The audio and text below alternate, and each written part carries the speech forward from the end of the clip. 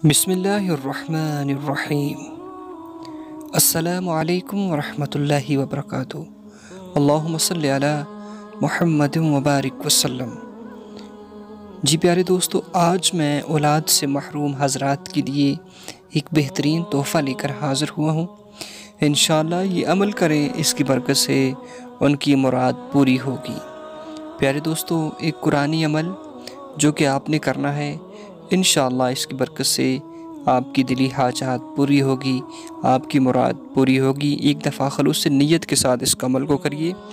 अगर आप औलाद से महरूम हैं तो रोज़ाना 101 मरतबा सूरह कौसर बिस्मिल्लाहिर्रहमानिर्रहीम इन्ना अअतैनाकल कौसर फसल्लि लिरब्बिका वनहर इन्न शानिअका हुवल अब्तर बिस्मिल्लाह के साथ इंशाअल्लाह 101 मरतबा पढ़ा करें और दुआ करें, इंशाअल्लाह मुराद पूरी होगी। सल्लु अलल हबीब सल्लल्लाहु तआला अला मुहम्मद।